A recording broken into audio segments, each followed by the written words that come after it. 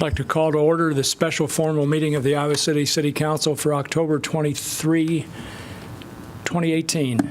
Roll call, please. Cole. Here. Mims. Here. Sully. Here. Taylor. Here. Teague. Here. Thomas. Here. Throgmorton. Here. Item 2, Public Works Facility Phase 1. This is a resolution awarding contract and authorizing the mayor to sign and the city clerk to attest a contract for construction of the Public Works Facility Phase 1 project. Could I have a motion to approve, please? So moved. Second. Moved by Mims, seconded by Thomas. Discussion. Hi, Ron. Good morning. Ron Konecki, Public Works Director. Obviously, we took bids on Thursday for this project, but to help Councilman Teague understand kind of what our project is, I thought we'd run through the presentation that we did for the public hearing. So this is for the Public Works Facility, Phase 1. As you know, in 2016, we approved a master plan and went through a master planning study for this site down on South Gilbert Street. This is a map of Iowa City, current layout of our corporate boundaries, and then also our growth area. This slide shows our growth in our community over the decades. The master plan for this site was to pull together a number of other facilities around the community and have them co-located on one public works facility. Obviously, we have the landfill to the west. Big Ten Rental down off of Highway 1 is a facility that we have rented for our public safety. Fairgrounds, we rent that facility in the winter, and that's where we start. That's where all of our snow plows are at in the winter at the fairgrounds. And Napoleon is the site that we're looking at for the master plan. Riverside Drive is our current public works facility. It's where also where transit is. Gilbert Court, we have our water distribution facility there. Obviously, fire police is down here at City Hall, and then the waterworks, which is the water plant to the north. As a part of the study, we looked at where our vehicles were stored at and the time and distance it takes to get from those facilities to our Napoleon Street site. As a part of that, as we look at co-locating and moving folks in, we figure there's about 1,600 hours of staff time saved by co-locating to our facility down on Napoleon Street, about $68,000 roughly per year in operation costs. As a part of the master planning for the site, we did look at the South District plan. Obviously, this site is bookended between the Napoleon Park, which is the softball facility, and Terry Trueblood Recreation Area. So the idea was to try to have pieces of the facility that would help break down the scale along that Gilbert Street side, and then also be able to somewhat hide our back ends of our facility with the buildings that we build. So the way that the project was split up was into basically 4 phases, and then there was a major future phase. So we had the public works, we had the vehicle storage as phase 1, included, get the laser pointer. So our phase 1 is the vehicle storage and the wash bays, some change of some warm storage space to use for public safety, both fire and police, and then also the construction of a fire training tower. Our phase 2 then is office space added on to this building. At the time of the master plan, it was refuse solid waste was going to be in addition to this building. Phase 3 is the vehicle and transit maintenance building, equipment transit, and then also storage for transit facilities, and then some future build out of transit. So this site would co-locate public works, our transit and parking, and then our fire training facility. To get an understanding of kind of the size of the site that we're looking at, this is just showing Kinnick Stadium overlaid on the site that we have. So our phase one of the project was designed by Newman Munson. They had a number of consultants that they were working with on the project to bring this thing to fruition. With this, we will be able to vacate our lease that we have with the fairgrounds, also be able to eliminate our lease that we have with Big Ten Rentals. We will take the Gilbert Court facility, water distribution, we'll move those down to this site, and then it will also take refuse, which is currently on the corner of the Riverside Highway 6 facility, and move them to the water distribution building. So we're kind of shifting folks around. Then traffic engineering will also move off that corner, so it'll open up that corner for redevelopment. Our equipment facility will still be on that site, but we would have some ability to do some redevelopment on that corner. The project, so we started the design of the project earlier this year, and this is kind of the layout as we work our way through. With the ability to award today, we'll be able to start a little sooner, hopefully be able to beat the weather a little bit this winter and get at least our foundations in line. As we were working through the project, we had some issues with budget, and so we worked through those, worked with staff to really optimize the facility that we were looking to bid. The thing that we weren't really certain of, obviously the tariffs and some of the outliers that we were going to have, but with the university and their moratorium, we weren't quite certain how that was going to affect the bid prices that we were going to receive. So the project for the phase one is a little bit smaller footprint than what we showed earlier with our master plan. We have vehicle storage. The wash bay is now internal to the building. Fire training tower stays the same, and then obviously the warm storage, because those buildings already exist. What you'll notice is the refuse facility piece ended up being pulled out, and that'll be in a future phase in a standalone building. We will have the site security all the way around the site, add some security to the back ends of the animal shelter, and then our back ends, and then also we'll do future grading for any of the future build-outs for the animal shelter, and then also our future phases of the project. The alternates that we bid with this, alternate one was at a 50-foot extension to the building to the north.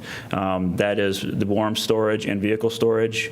And then the alternate two that we bid was a canopy for outdoor covered storage along the west side of the building.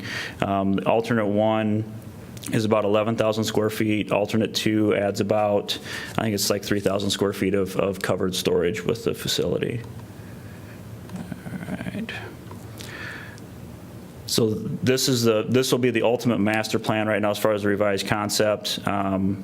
What we have here is obviously alternate one, alternate two is shown on here. Then there's also office space to the north, the future refuse if they are co-located here, and then the transit equipment facility stayed the same in the master plan. As far as our site features, obviously we are going for LEED certification on the project. We had the site features of bike racks, stormwater quality. We're obviously separating the sand and oil separator. The native and diverse plantings along the west and south sides of the facility. We will have electrical vehicle charging stations here, and then we'll have spaces set aside for low emitting and carpool parking spaces. We'll use daylight harvesting for the site with wall panels and skylights.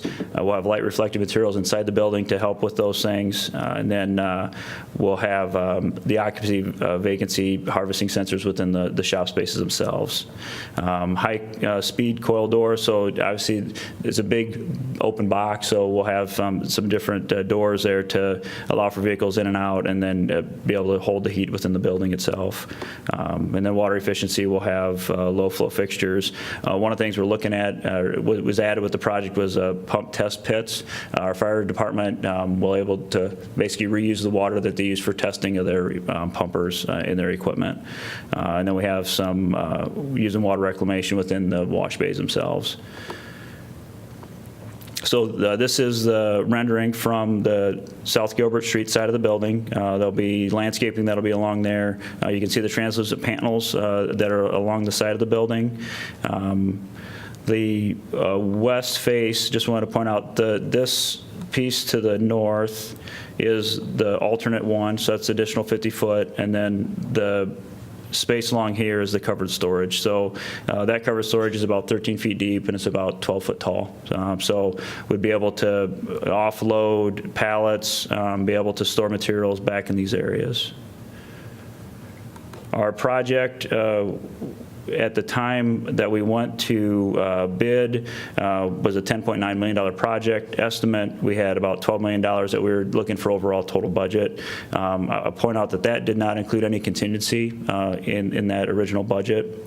The base bid for the project is 74,250 square foot of storage. Anticipated that we'll have this project completed in a little over a year.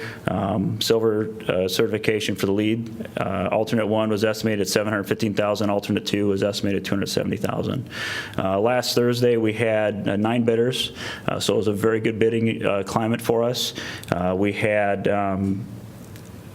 our low bid, or our apparent low bid, was Merit Construction. Their base bid was $10,187,300. Their alternate 1 bid was $597,000, and then alternate 2 was $193,000. So the total base bid was $10,978,700. So we were roughly within $100,000 roughly of what our original construction budget was. Was able to go through when added contingency back in. So our overall project budget right now would be about $12.8 million. That includes about $500,000 in contingency for us.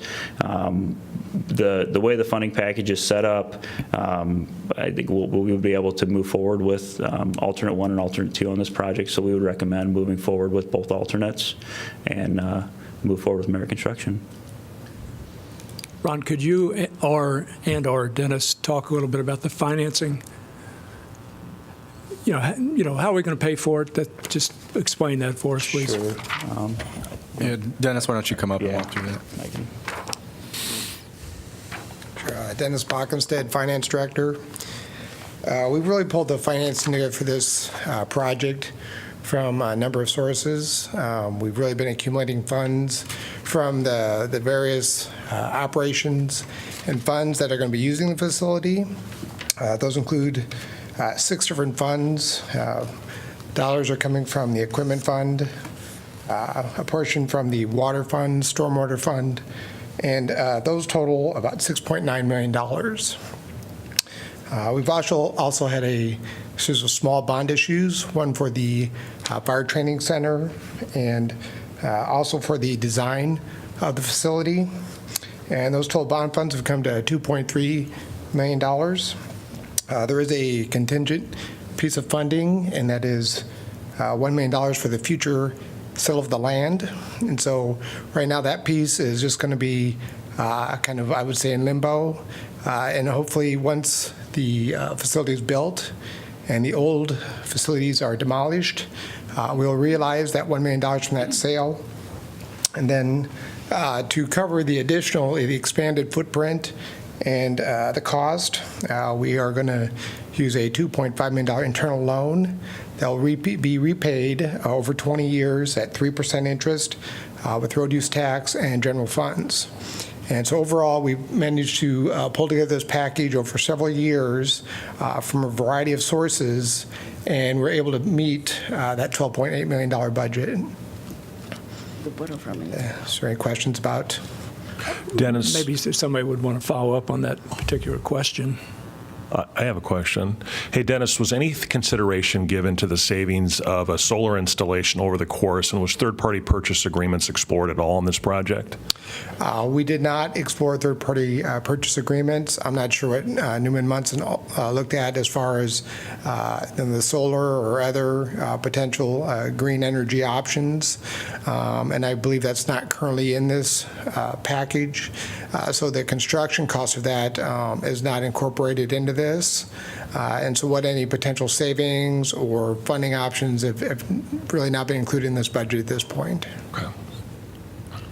But Ron, the main building is designed to accommodate PV panels, is it not? That is correct. So the structure for the roof has the capacity to hold solar panels, and one of the projects that we're going to bring forward with this next CIP process would be a solar project for the facility.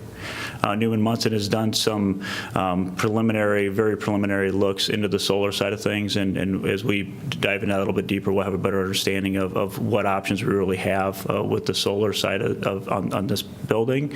But the operating costs or the operating savings would be an operating budget. It wouldn't necessarily be in the capital side of this project. So just to be clear on that, we do plan to present that to you in your CIP this January, so you'll see that project in there, and that would probably be paid for with an additional GO bond. Yeah, can you just tell me how much is the GO fund, the GOV fund, and the loan, and the internal loan? When you say internal loan, from where exactly? The internal loan is $2.5 million. 2.5. And we're going to split that 60-40 between the road use tax fund and the general fund as far as repayment of that loan. And that'd be over 20 years. And we've utilized that for other large facilities that the city has constructed versus trying to go out into the bond market or do some other means of financing. That allows our internal funds to achieve maybe a better rate of return they would in the investing market, and at the same time borrowing the money at a lower rate than we would from an external market. Yeah, okay. And you said general fund, and the other one is what? The road use tax fund. And those funds, particularly the road use tax fund, should achieve some savings from some of the things Ron talked about. So some of the lease facilities and also the police and fire leasing facilities. And so there's some savings that we'll achieve from not leasing facilities that will help offset the cost of those payments. And how much the bond? Well, it's an internal loan. It'd be $2.5 million. No, that's for the internal loan. Right. But is there any what we said, Jeff? What have we issued so far with GO bonds? Oh, I'm sorry. Yeah, We've issued at $2.3 million. 2.3. And that's been over a series of years. So that's not just been all at one time. And $700,000 was issued for the fire training center, and that was several years ago. We issued $350,000 a number of years ago for the master plan, and we still had some funds being held over from that. And then we issued $700,000 for the design of the facility a couple of years ago, and that's the 1.7. Then we issued another 1.6, and we issued an additional $700,000 this past year for the construction portion. So it's been a series of 3 or 4 issues over, like a 4-year period that have accumulated, but the total is $2.3 million in GO bonds over that period of time. 2.3. Okay. And then again, you might, in the CIP, you might see another up to $700,000 related to this project, primarily to pay for solar, but we could also work some additional GO bonds into the funding. It's something that we need to work out a little bit more on our end. So I think when it's all said and done, you're probably looking at close to $3 million in GO bonds, which is pretty remarkable, at least from where I sit, when you're getting a facility of nearly $13 million. Just shows how long it's taken to accumulate the reserves and some of those other funds to help bring this project to reality.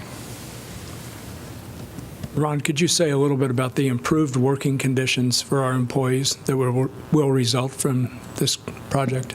Yeah, so right now, especially during the winter maintenance side of things, our folks have to show up off-site to a facility that you basically have to squeeze between the trucks to be able to get in the trucks and pull them out during the winter maintenance.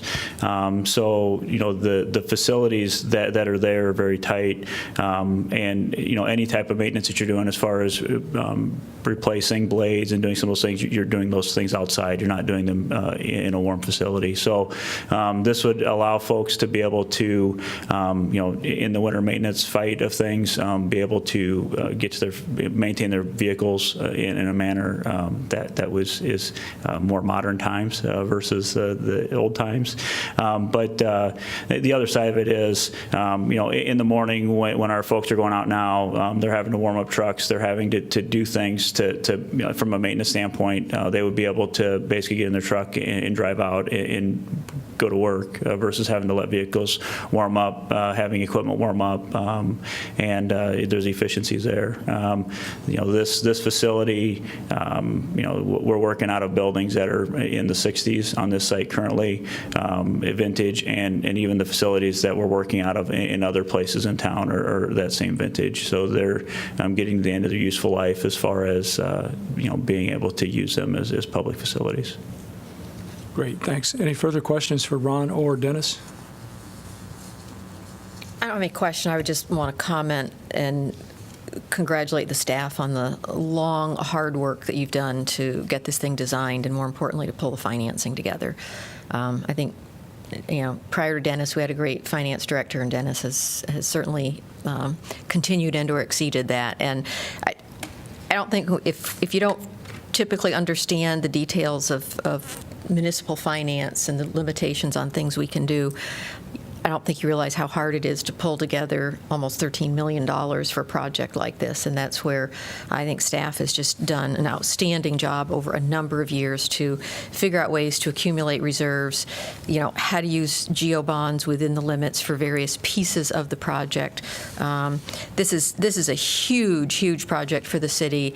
And obviously the next really big one related to this is transit. And I expect that staff will be just as creative in trying to find the money for that one as well. So thank you very much to staff. Any other questions for Dennis or Ron? Thank you. Any council discussion? I'm glad to see us moving ahead on this. I think it's a much-needed project. Many of us that have had an opportunity to visit some of the existing facilities, and they are in pretty bad shape, especially from the point of view of anybody who has to work in those facilities. So I'm pleased we can do this. Great job, Dennis. Great job, Ron.